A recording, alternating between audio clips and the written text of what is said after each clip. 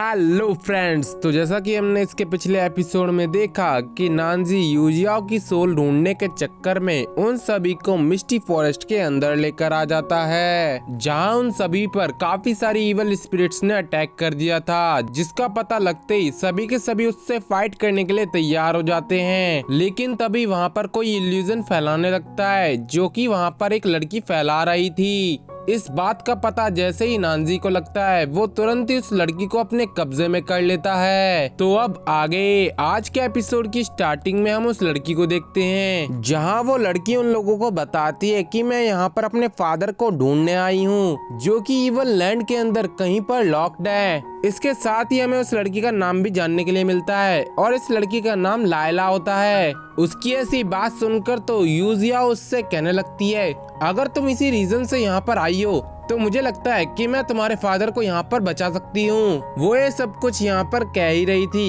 कि तभी बेबे लायला के बिल्कुल नजदीक आ जाता है, जिस वजह से तो लायला वहाँ पर काफी ज्यादा डरने लगती है। तो वहीं बेबे को ऐसी हरकत करता हुआ देखकर तो लानियान उससे कहती है कि आखिर तुम वहाँ पर क्या इस्तेमाल कर रहे हो। इतना कहकर उसने वहाँ पर अपनी स्पिरिट्स के जरिए बेबे को उससे दूर कर दिया था। तो वहीं लानियान की स्पिरिट्स तो बेबे को उसके पास लेकर आ जाती हैं, जहाँ पर बेबी आने के साथ ही उससे कहता है कि मैंने अभी तक उसको अच्छी तरीके से स्मेल नहीं किया। उसके इतना कहते ही लानियन की स्पिरिट्स ने वहाँ पर उसको मारना स्टार्ट कर दिया था। इसके साथ ही लानियन को भी वहाँ पर काफी गुस्सा आता है, और वो सीधा ही उसको एक पंच लगाकर दूर फेंक देती है। जिसके बाद लानियन उसकी तरफ अपना अम्ब्रेला करते हुए कहती है कि आखिर तुम उस लड़की के साथ करना क्या चाहते हो, क्या तुम्हें वो इतनी ज्यादा पसंद आ गई है। जो सुनकर तो बेबी वहाँ पर काफी डर जाता है और उससे कहता है कि तुम गुस्सा मत करो, मैंने कब कहा कि मैं उसे पसंद करता हूँ, मैं तो बस उसको खाने के लिए उसकी स्मेल सूंघ रहा था।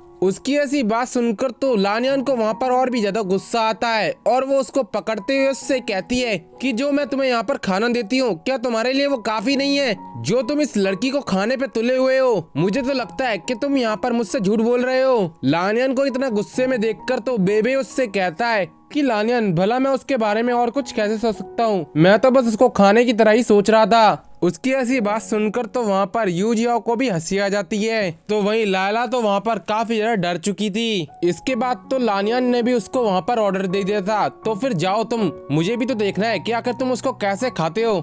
उसके इतना कहते ही वहाँ पर बेबे की भूख काफी ज्यादा बढ़ जाती है, और वो सीधे ही उसको खाने के लिए आगे बढ़ने लगता है। मगर इस बात से तो लायला वहाँ पर काफी ज्यादा डर जाती है और उससे कहने लगती है कि मैं यहाँ पर बहुत ज्यादा जहरीली हूँ, तुम्हें मेरा टेस्ट बिल्कुल भी पसंद नहीं आएगा, और अगर तुम मुझे यहाँ पर जिंदा छोड़ देते हो तो मैं तुम्हारी यहाँ पर काफी ज्यादा मदद भी कर सकती हूँ, और अगर तुम चाहो तो मैं तुम्हें इवल लैंड के अंदर भी पहुँचा सकती हूँ। जो सुनकर तो यूजिया वहाँ पर काफी सीरियस हो जाती है। इसके साथ ही उसने बेबे को पीछे हटने का इशारा कर दिया था, जिसके बाद वो उससे पूछती है, तो फिर तुम मुझे बताओ कि आखिर हम उसके अंदर कैसे एंटर कर सकते हैं। यूजियाओ की ऐसी बात सुनकर तो लायला वहाँ पर कहती है कि आज तुम सभी का लक काफी ज्यादा अच्छा है, क्योंकि आज तुम बड़े ही आसानी से उस इवल लैंड के अंदर एंटर हो सकते हो। मगर उसकी ऐसी बात सुनकर तो जियून वहाँ पर कहता है कि हमारे पास लानियन की इवल स्पिरिट्स है, जो कि हमें वहाँ का रास्ता गाइड कर सकती हैं, हमें तुम्हारी हेल्प की कोई भी जरूरत नहीं है। जियून के मुँह से ऐसी बात सुनकर तो वहाँ पर लायला काफी ज्यादा खुश हो जाती है, और उन लोगों से कहने लगती है,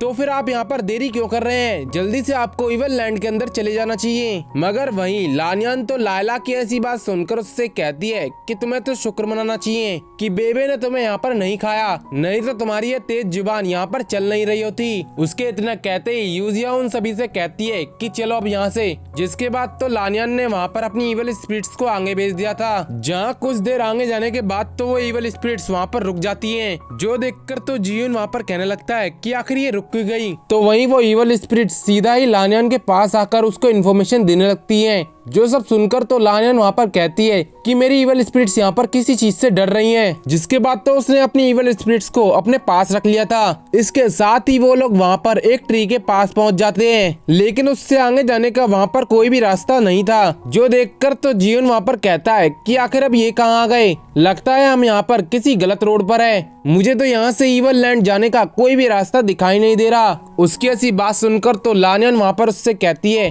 कि तुम अपनी बकवास ये बंद करो, हम सही रास्ते पर हैं। तो वहीं ये सब कुछ सुनने के बाद तो यूजिया वहाँ पर कहती है, तो फिर मुझे लगता है कि इस ट्री के अंदर ही कुछ न कुछ गड़बड़ है। इसके साथ ही वो वहाँ पर अपनी पावर्स को भी यूज करके देखती है, जो कि वहाँ पर काफी हद तक सप्रेस हो चुकी थी। और ये सब कुछ देखकर तो वो वहाँ पर नानजी से पूछती है कि गॉड ऑफ वॉर आखिर ये क्या चल रहा है। उसकी ऐसी बात सुनकर तो नानजी उससे कहता है कि इवल लैंड के आसपास जितनी भी जगहें होती हैं, उनके आसपास एक खास तरीके की एनर्जी फ्लो करती है, जिसकी वजह से सभी लोगों की एनर्जी वहाँ पर काफी हद तक सप्रेस हो जाती है। तो वहीं हम दूसरी तरफ लायला को देखते हैं, जो कि दुपक्के वहाँ पर उन सभी को देख रही थी, लेकिन तभी उसके पीछे कोई बंदा आ जाता है, जिस वजह से लायला वहाँ पर काफी डर जाती है। इसके साथ ही हमें वहाँ पर वो बंदा भी नहीं दिखाया जाता। तो वहीं दूसरी तरफ बेबे तो उस ट्री के पास जाकर उसको अच्छी तरीके से स्मेल करने लगता है, जो देखकर तो लानन उससे कहती है कि आखिर अब तुम ये क्या कर रहे हो। उसकी ऐसी बात सुनकर तो बेबे उससे कहता है कि मुझे मास्टर की बात पे पूरा यकीन है, मुझे लगता है कि इस ट्री के अंदर ही कुछ न कुछ गड़बड़ है।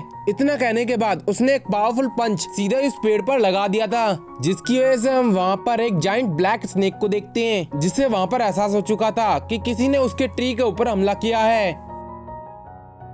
तो वहीं दूसरी तरफ बाहर यूजिया और नानजी से कहती है कि ये जगह बिल्कुल हेवन रेलम जैसी है, लेकिन जैसे ही हम हेवन रेलम के अंदर जाएंगे तो इसके रिवॉर्ड के तौर पर मैं आपको वहाँ पर पेस्ट्रीज को खिलाऊंगी। तभी नानजी को कुछ याद आता है और वो उससे पूछता है कि यूजिया तुम्हारे नाम के पीछे याओ आता है, आखिर तुम कौन सी वाली याओ हो और हेवन के अंदर तुम्हें किस नाम से जाना जाता है। जो सुनकर तो यूजिया वहाँ पर कहती है कि मैं लिटिल फेरी याओ हूँ और हमारी मुलाकात पहले भी जेड पवेलियन के अंदर हो चुकी है। जो सब कुछ सुनकर तो नानजी उससे बोलता है कि तुम्हें भी अच्छी तरीके से याद होगा कि हेवन के अंदर हम दोनों का रिलेशन काफी ज्यादा वीक था, लेकिन फिर क्यों भला तुमने अपनी लाइफ का सैक्रिफाइस करते हुए मेरी जान बचाई। नानजी के मुंह से ऐसी बात सुनकर तो यूजिया वहाँ पर काफी ज्यादा दुखी हो जाती है और फिर उससे कहती है कि मैं भी ये जानती हूँ कि मैं उस टाइम पर काफी ज्यादा वीक थी और इसी वजह से मैं वहाँ पर आपकी कोई भी मदद नहीं कर पाई थी। आपने भी तो सबसे पहले मेरे पे आने वाले अटैक को कैंसिल कर दिया था, अगर आप उस अटैक को नहीं रोकते तब भी मेरी जान जाना वहाँ पर तय थी।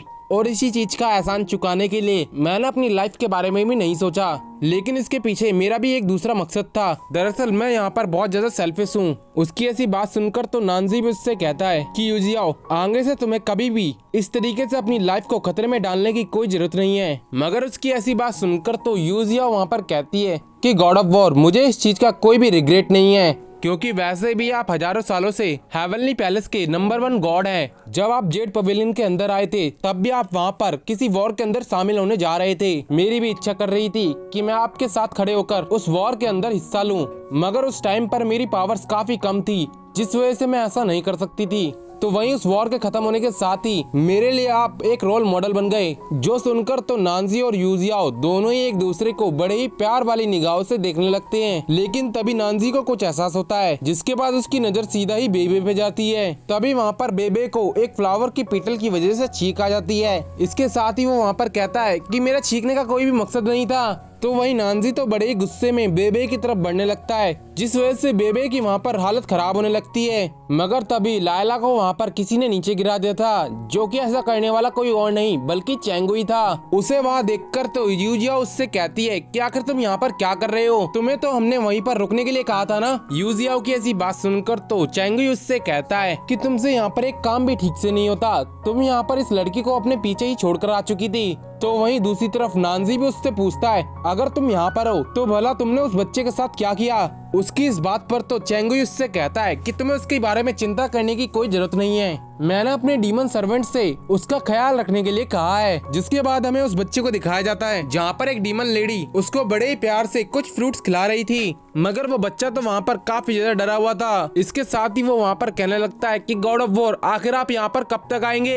तो वहीं दूसरी तरफ इसी मौके का फायदा उठाकर लायला तो वहाँ से भागने के लिए निकल जाती है, जो देखकर तो जीयून वहाँ पर उसको पकड़ लेता है और उससे कहता है आखिर तुम यहाँ से कहाँ भाग रही हो। उसका बस ये यहाँ पर कहना ही था कि तभी वहाँ पर वो जाइंट ब्लैक स्नेक आ जाता है, जिसे देखकर तो वो सभी के सभी लोग अलर्ट मोड के अंदर आ जाते हैं। तो वहीं वो जाइंट ब्लैक स्नेक तो सीधा ही यूजियाओ को टारगेट बना लेता है। क्योंकि वो उन सभी में सबसे ज्यादा कमजोर थी। जो देखकर तो जियून वहाँ पर काफी ज्यादा परेशान हो जाता है और उनसे कहता है कि मास्टर जल्दी से वहाँ से हट जाइए। उसका बस ये यहाँ पर कहना ही था कि नानजी तुरंत ही उसके पास पहुँच जाता है और यूजियाओ को अपनी बाहों में भर लेता है, जिस वजह से यूजियाओ को तो वहाँ पर काफी ज्यादा अच्छा महसूस होने लगता है। तो वहीं नानजी ने अपनी स्वॉर्ड से उस ब्लैक जाइंट स्नेक को पीछे हटा दिया था। इसके साथ ही वो यूजियाओ को उस जगह से दूर हटा लेता है, मगर वो स्नेक तो इतनी आसानी से उनका पीछा छोड़ने वालों में से भी नहीं था। वो सीधा ही उनके पास पहुंचकर उन पर अटैक करना स्टार्ट कर देता है, लेकिन नानजी किसी भी तरीके से यूजियाओ को उसके हमले से बचा लेता है। जिसके बाद तो जियून वहाँ पर अपनी मास्टर को बचाने के लिए सीधा ही उस ब्लैक जाइंट स्नेक की तरफ अटैक करने के लिए बढ़ जाता है, जहाँ वो अपने डैगर की मदद से उस पर काफी सारे स्लैश अटैक करता है। लेकिन इस सब का कोई भी फायदा नहीं था। उस ब्लैक जाइंट स्नेक की स्किन काफी ज्यादा टफ थी, जिस वजह से जियून के हर एक हमले का अटैक उस पर एकदम गुदगुदी की तरह हो रहा था। जो देखकर तो जियांशु भी उस मैदान के अंदर कूद जाता है और वो वहाँ पर अपने सन एंड मून आर्चर का यूज करते हुए सीधे ही उस पर अटैक करता है, मगर इससे भी उस ब्लैक जाइंट स्नेक का कुछ भी नहीं होता। तो वहीं वो जाइंट ब्लैक स्नेक तो काफी ज्यादा गुस्से में आ चुका था। वो सीधा ही उन लोगों पर काफी जानलेवा अटैक चलने लगता है। उसने तो एक ही अटैक में बेबे को वहाँ से दूर कर दिया था। जो देखकर तो लानियन भी पीछे हटने वालों में से नहीं थी। वो सीधे ही वहाँ पर अपनी इवल स्पिरिट्स का यूज करके उस जाइंट ब्लैक स्नेक पर अटैक कर देती है, लेकिन उन इवल स्पिरिट्स को देखकर भी वो ब्लैक जाइंट स्नेक डरता नहीं है। उल्टा उसने उन सभी स्पिरिट्स को डिवोर कर लिया था। तो वहीं नानजी को भी ये पता चल गया था कि उसकी पावर्स काफी ज्यादा है, जिस वजह से वो खुद ब खुद उस मैदान के अंदर कूदकर सीधे उस ब्लैक जाइंट स्नेक पर अटैक करने लगता है, जहां उसके अटैक उन सभी से काफी ज्यादा पावरफुल थे। मगर अभी भी उस ब्लैक जाइंट स्नेक का ज्यादा कुछ नहीं बिगड़ता। जो देखकर तो यूजियाओ भी वहाँ पर अपने हेल विप का यूज करने लगती है, मगर उसकी पावर्स पहले से ही काफी कम थी, जिसकी वजह से उसका हेल विप सही से काम नहीं करता। मगर वो इसी का यूज करते हुए उस ब्लैक जाइंट स्नेक को खुद से दूर कर देती है। उस हेल विप के एक ही मार से उस ब्लैक जाइंट स्नेक को पता चल जाता है कि ये हेल विप कोई नॉर्मल वेपन नहीं है। तो वहीं यूजियाओ तो सीधा ही अपने हेल वेब का यूज करते हुए उस ब्लैक जाइंट स्नेक पर अटैक कर देती है, जिसकी वजह से वहाँ पर एक बहुत बड़ा ब्लास्ट हो जाता है। तो वहीं लानियन की नजर वहाँ पर चैंगुई के ऊपर पड़ती है, जो कि वहाँ पर बिल्कुल शांत तरीके से खड़ा हुआ था। उसे वहाँ देखकर तो लानियन उससे पूछती है कि आखिर तुम इतना शांत कैसे हो, तुमने आखिर उस ब्लैक जाइंट स्नेक पर अटैक क्यों नहीं किया। जो देखकर तो चैंगुई भी उस पर अटैक करता है, मगर उसकी पावर्स का वहाँ पर उस ब्लैक जाइंट स्नेक पर कुछ भी असर नहीं होता। जिसके बाद वो लानियन से भी कहता है कि देख लिया, इसी वजह से मैं उस पर अटैक नहीं कर रहा था। जो देखकर तो लानियन उससे कहती है तो फिर भला तुम्हारा इतना हैंडसम होने का क्या फायदा, एक अटैक तो तुमसे ढंग से होता नहीं है। तो वहीं दूसरी तरफ यूजियाओ तो उस ब्लैक जाइंट स्नेक की वजह से एक खाई के बिल्कुल नजदीक आकर खड़ी हो जाती है। इसके साथ ही वो कहने लगती है कि मेरी पावर्स यहाँ पर काफी ज्यादा कम है, मैं इतनी आसानी से इससे यहाँ पर फाइट नहीं कर सकती। तो वहीं वो ब्लैक जाइंट स्नेक तो नानजी को चकमा देते हुए सीधा ही यूजियाओ के पास जाने लगता है। जो देखकर तो यूजियाओ वहाँ पर अपने सामने एक शील्ड को क्रिएट कर लेती है ताकि वो इस स्नेक को किसी तरीके से रोक सके, मगर उस स्नेक की फिजिकल पावर भी काफी ज्यादा स्ट्रॉन्ग थी, जिसकी वजह से उसने आसानी से यूजियाओ को नीचे गिरा दिया था। जो देखकर तो उसके सभी के सभी गार्डियंस काफी ज्यादा परेशान हो जाते हैं, लेकिन नानजी तो बिना वक्त गवाए सीधा इस खाई से छलांग लगा देता है। और इस सीन के साथ ही ये एपिसोड यहीं पर खत्म हो जाता है। अगर आपको मेरी एक्सप्लेनेशन पसंद आई हो तो वीडियो को लाइक करके चैनल को सब्सक्राइब करना मत भूलेगा। मिलता है इसकी नेक्स्ट वीडियो में। और गाइस, कुछ समय से मेरी तबीयत यहाँ पर काफी ज्यादा खराब चल रही है, जिस वजह से आने वाली काफी वीडियोस थोड़ी डिले हो सकती है।